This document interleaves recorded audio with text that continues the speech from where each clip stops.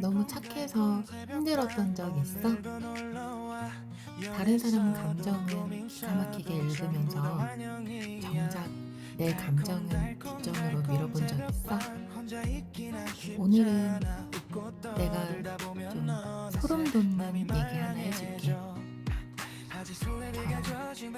나르시스트에 관한 이야기야. 나르시스트는 아무나 안 골라. 철저하게 고르고 골라서 다가온다는 거 알고 있었어? 내가 만났던 나르시스트 이야기도 들려줄 테니까 집중하고 잘 들어봐.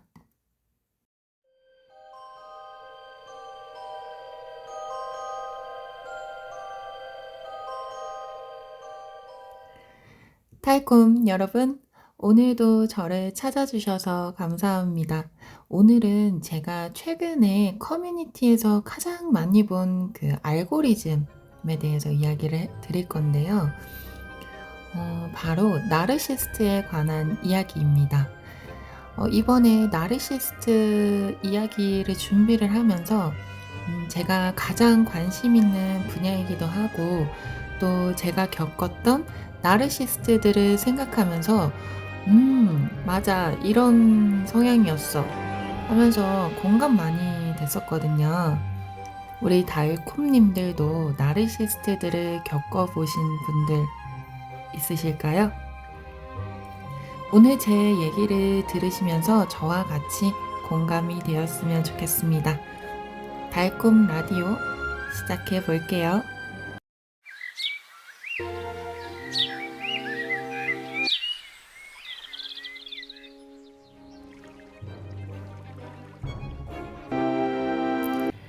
나르시시즘, 그러니까 그리스 신화 나르키소스라는 청년에서 나온 말이죠. 근데 이 사람 그냥 자기 얼굴에 반한 게 아니에요. 사실은 남의 사랑을 계속 거절하고 상처를 준 인물이었고 그 벌로 자기 자신과 사랑에 빠지는 저주를 받은 거예요. 여러분, 그 나르시스트에 대한 얘기는 많이 알고 계시죠? 우리가 흔히 알고 있는 이제 물가에 비친 자기의 모습에 사랑에 빠진 그 청년의 이야기라고 알고 계실 텐데요. 제가 앞서 말했던 것처럼, 그 자기 자신과 사랑에 빠지는 건 저주를 받은 거라고 해요. 그래서, 이 나르시시즘은 처음부터 자기애가 아니라 공허함과 저주의 이야기였다는 거 여러분 기억해 두시기 바랍니다. 나르시시즘의 진짜 의미를 알려드릴게요. 우선 이 심리학에서는 프로이트가 처음 다뤘다고 하는데요. 에너지가 자기 자신에게 과하게 쏠린 상태라고 봤던 겁니다. 저 또한 이 나르시스트는 정말 자존감이 높은 사람이라고 생각을 했거든요. 자기애라는 거는 자기를 정말 사랑하는 거니까 그래서 자존감이 높은 사람이 나르시스트라고 생각을 했는데 그게 아니라 오히려 반대라고 해요. 어 이걸 심리학적 용어로 자기애성 성적 장애라고 하는데 그러니까 겉에는 자신감, 속은 매우 취약한 자아를 가지고 있다라고 합니다. 그래서 그 취약함을 가리기 위해서 자기 자신을 굉장히 과대하는 거죠. 그래서 공감 능력에 결핍이 있고요. 또 사람을 도구처럼 대하기도 하고, 그러니까 한마디로 너무 나를 사랑해서가 아니라 진짜의 나의 그 모습을 마주하지 못해서 만든 그 가짜 내 모습인 겁니다.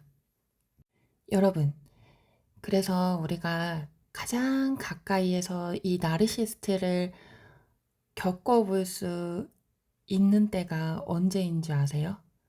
바로 연애할 때 나타나는 거예요. 그래서 연애할 때 이런 나르시스트의 패턴을 제가 알아차리기 좋게 네 가지 유형으로 하나씩 짚어드릴게요.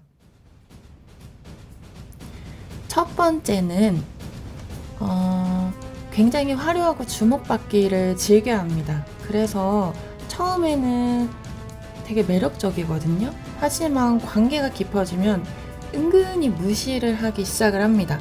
저 또한 이런 유형의 나르시스트를 경험한 적이 있었어요. 정말 너무 소름이거든요.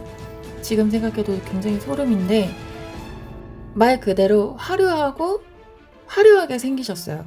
잘생겼습니다. 그분이 자기가 잘생긴 걸 알아요.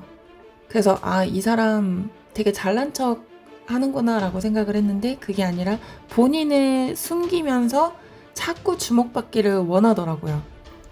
그것들을 보니까 이 사람은 안 되겠다 라는 생각이 딱 들더라고요. 그러니까 저는 3자의 입장에서 이 사람을 보게 된 거예요.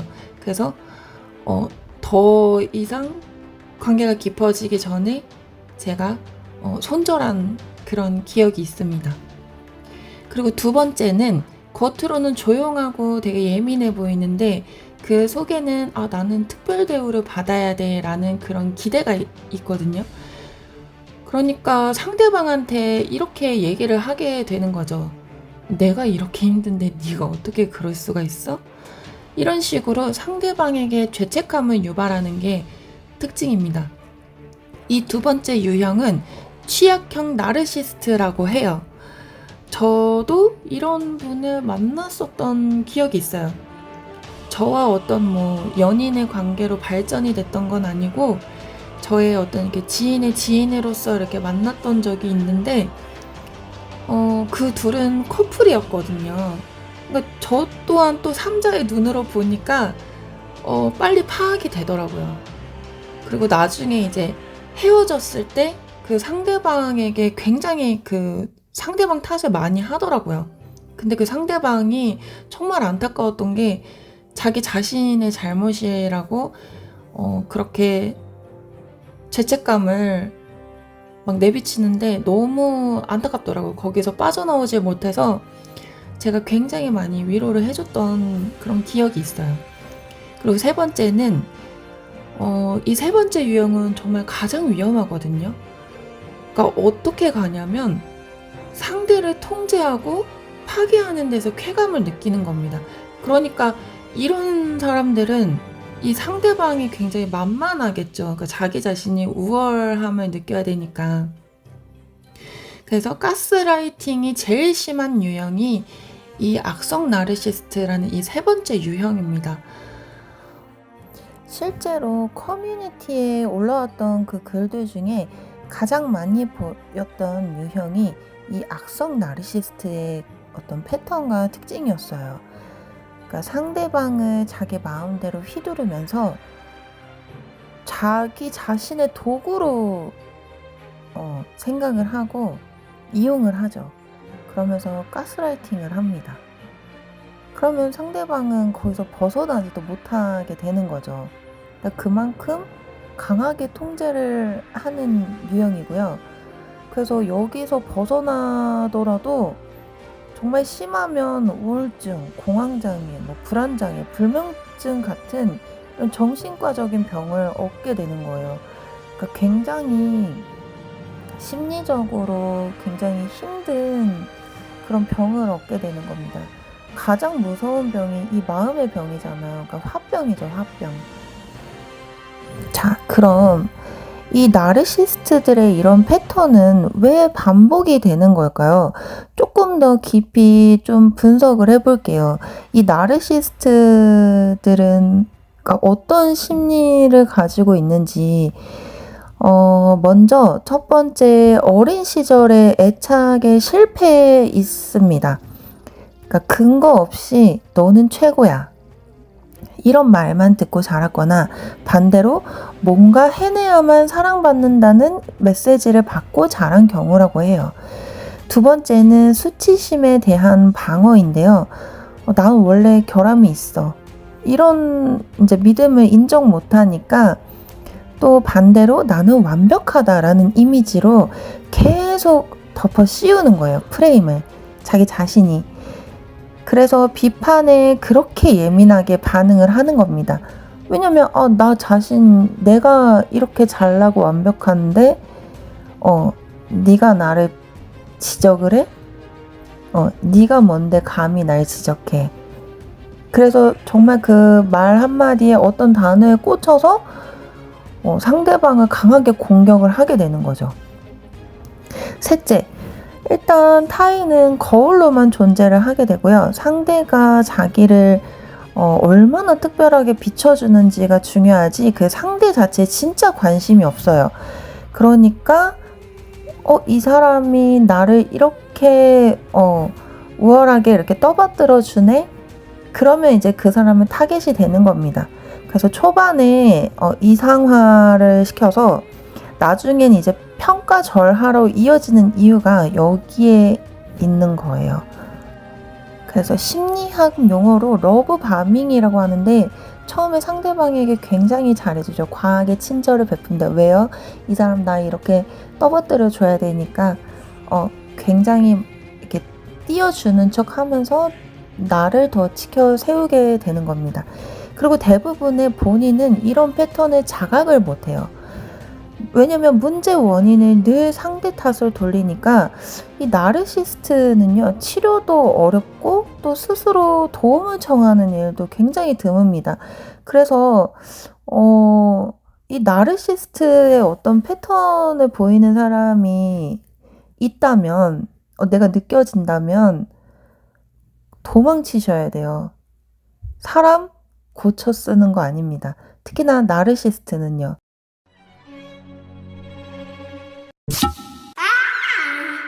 이 나르시스트를 한마디로 요약을 하자면 자기를 너무 사랑해서가 아니라 진짜 자기를 마주하기 두려워서 만든 방어 시스템이라는 거예요.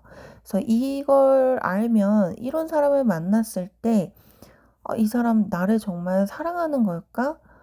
이렇게 혼란스러워하기보다 이건 저 사람의 오래된 상처가 만든 패턴이구나 하고 조금 더 객관적으로 볼 수 있지 않을까요?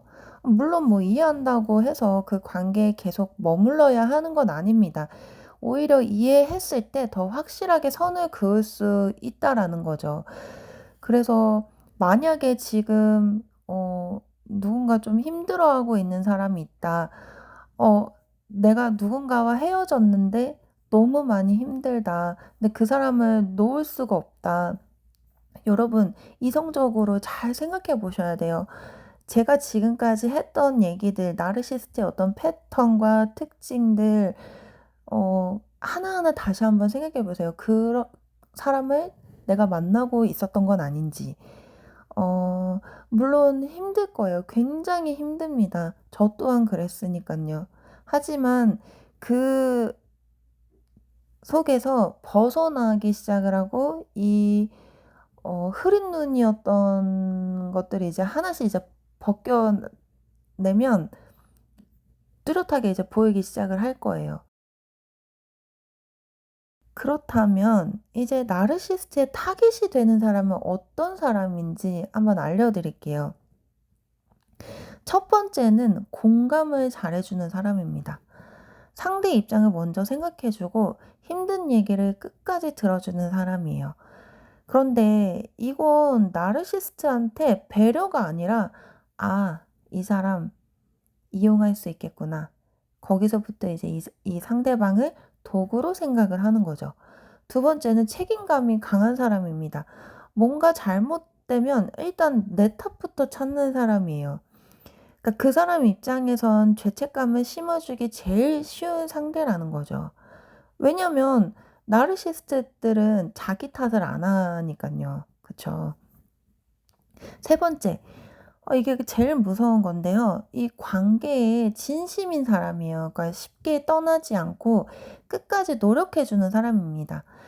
그런데 그거는 바꿔서 얘기하면 오래 붙잡아 둘 수 있다는 뜻이기도 한 거죠. 그런데 여기서 반박할 내용이 하나 있습니다.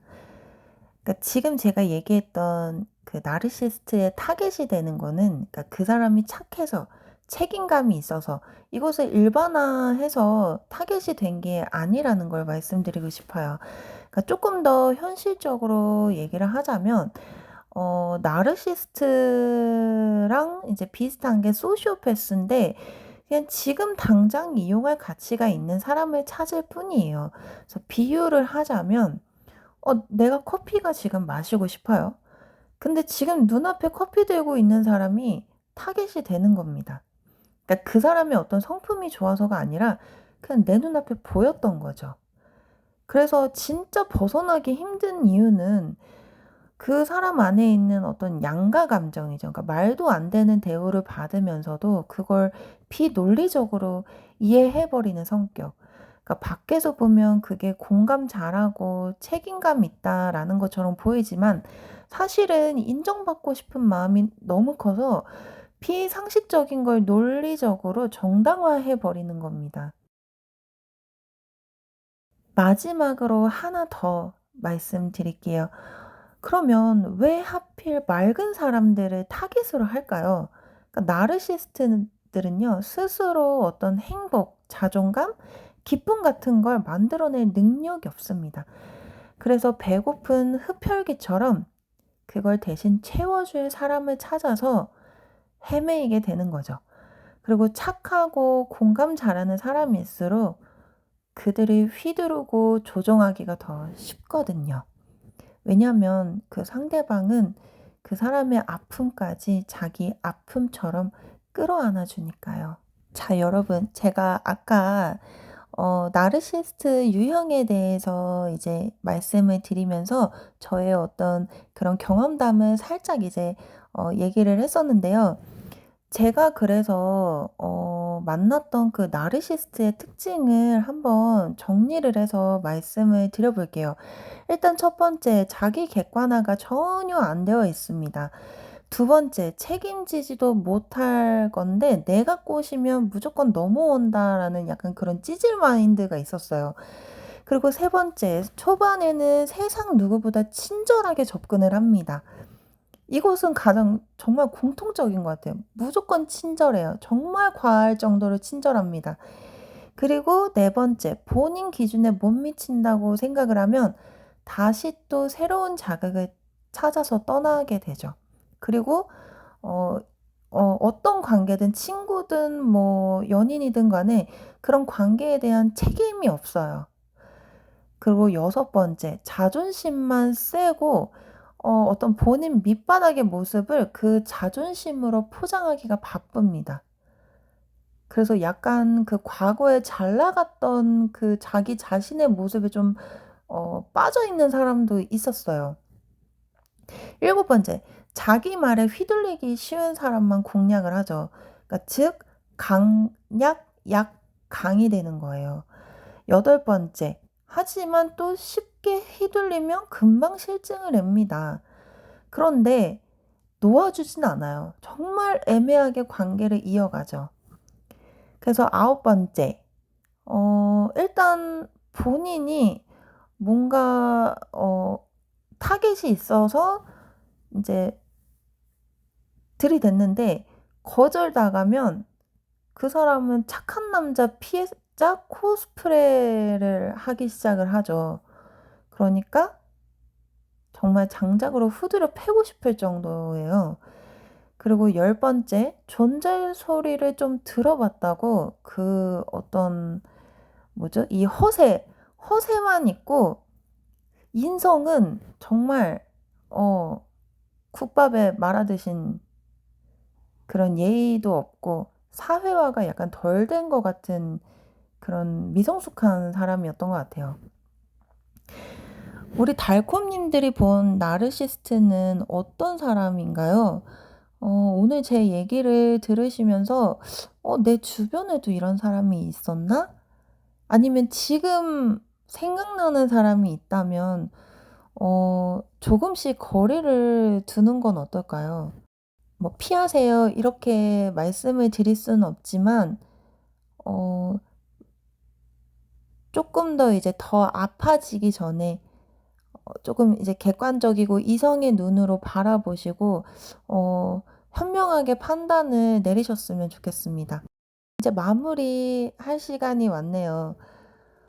여러분, 오늘 제 얘기를 듣고 조금 뜨끔하신 분들도 있으실 것 같아요.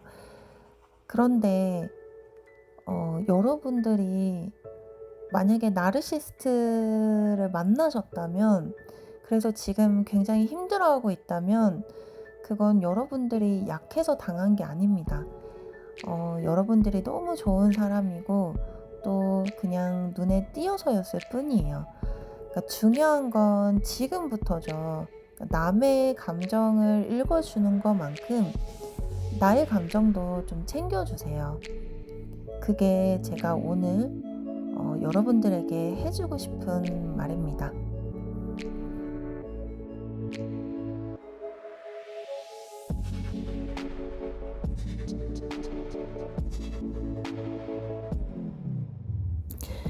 오늘 달콤 새벽반 라디오는 여기까지입니다. 오늘도 들어주셔서 감사하고요. 저는 다음 새벽에 또 올게요. 안녕. 가기 전에 아시죠? 구독과 좋아요, 알림 설정, 댓글까지 꼭 남겨주세요. 진짜 안녕.